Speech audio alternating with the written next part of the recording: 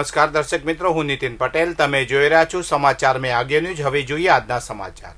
પાલનપુરના Chandisar જીઆઈડીસીમાં food and drug વિભાગ દ્વારા મોડી રાત્રે દરોડા પાડવામાં આવ્યા હતા. શંકાસ્પદ ઘી બનતું હોવાની બાતમીને આધારે આ કાર્યવાહી હાથ ધરવામાં આવી હતી. અધિકારીઓ ફેક્ટરી પર પહોંચતા જ માલિક ફરાર થઈ ગયો હતો. ફેક્ટરીમાંથી લાખો રૂપિયાનો શંકાસ્પદ ઘીનો જથ્થો મળી આવ્યો હતો. ફૂડ વિભાગે તાત્કાલિક પોલીસને બોલાવીને આગળની કાયદેસરની કાર્યવાહી શરૂ કરી હતી. ખોરાક અને ઔષધ નિયંત્રણ તંત્ર પાલનપુરના ફૂડ સેફ્ટી ઓફિસરોની ટીમે ચંડીસર જીઆઈડીસીમાં આવેલી શ્રીસેલ નામની ઘી ઉત્પાદક પેઢીની તપાસ કરી હતી. પ્રાથમિક માહિતી મુજબ પેઢીના માલિક શંકાસ્પદ ઘી બનાવતા હતા. અગાઉ પણ આ પેઢી સામે 2 થી 3 વાર ઘીની તપાસ કરવામાં આવી હતી અને તેના નમૂનાઓ નાપાસ તેમજ સબસ્ટાન્ડર્ડ જાહેર થયા હતા. આ સંદર્ભે ફરીથી ઘી બનાવતા હોવાની બાતમી મળતા તપાસ હાથ ધરાઈ હતી. વિસનગર નગરપાલિકા દ્વારા સવાલા દરવાજાથી દીપરા દરવાજા સુધી વરસાદી પાણીના નિકાલ માટેની પાઇપલાઇન નાખવાની કામગીરી ચાલી રહી હતી. આ કામગીરી દરમિયાન જમીનની અંદરથી પસાર થતા પીવાના પાણીની મુખ્ય લાઇન તૂટી ગઈ હતી. લાઇન તૂટવાને કારણે હજારો લીટર પીવાનું પાણી ધોધમાર પ્રવાહ સાથે રસ્તા પર વહેવા લાગ્યું હતું. પાણીના ઊંચા ફુવારા ઉડ્યા હતા, જેને કારણે મોટા પ્રમાણમાં પાણીનો વેડફાટ થયો હતો. તૂટેલી પાઇપલાઇનમાંથી વહેતા પાણીને કારણે સમગ્ર વિસ્તારમાં કાદવ અને કીચડ ફેલાઈ ગયો હતો. આનાથી રાહદારીઓ અને વાહન ચાલકોને અવરજવરમાં ભારે હાલાકીનો સામનો કરવો પડ્યો હતો. કડી છત્રાલ હાઈવે પર ગુરુવારે સાંજે એક માર્ગ અકસ્માતમાં ઉત્તર પ્રદેશના મહેમદાબાદના બગેન ગામના મધુસૂદન રામબદન રાજભર નામના યુવકનું મોત થયું હતું. રેતાન કંપની નજીક રામદેવપીર મંદિર પાસે રોડ ક્રોસ કરતી વખતે એક બાઇક ચાલકે તેમને ટક્કર મારી હતી.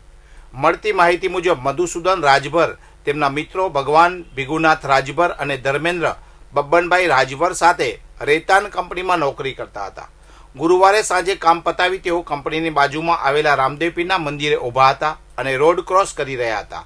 આ દરમિયાન GJ27DK 0932 નંબરના બાઇકનો ચાલક પૂરપાટ ઝડપે આવ્યો હતો અને રોડ ક્રોસ કરી રહેલા મધુસૂદને ટક્કર મારી હતી. ટક્કર વાગતા મધુસૂદન રોડ પર પટકાયા હતા અને ગંભીર રીતે ઇજાગ્રસ્ત થયા હતા.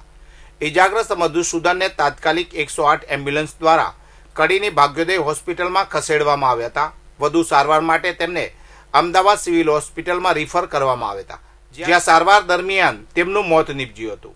ઊંઝા સિદ્ધપુર હાઈવે પર મકતુપુર ગામ નજીક વહેલી સવારે એક ટ્રક મોરબીથી ઉત્તર પ્રદેશ તરફ ટ્રાયલ ભરીને જઈ રહી હતી, ત્યારે મકતુપુર ગામ પાસેથી પસાર થતી વખતે અચાનક ટ્રકે પલટી મારી હતી. અકસ્માતને કારણે ટ્રકમાં ભરેલી ટાઇલ્સ રોડ પર વેરવિખેર થઈ ગઈ હતી, જેને પરિણામે હાઈવે લગભગ 1 કિલોમીટર લાંબો ટ્રાફિક જામ સર્જાયો હતો. વાહનોની લાંબી કતારો લાગી હતી. મહેસાણા પ્રાદેશિક વાહન વ્યવહાર કચેરી RTO દ્વારા સ્કૂલ સેફ્ટી અંતર્ગત આજે એક મોટી અને આકસ્મિક ચેકિંગ ડ્રાઈવ હાથ ધરવામાં આવી હતી.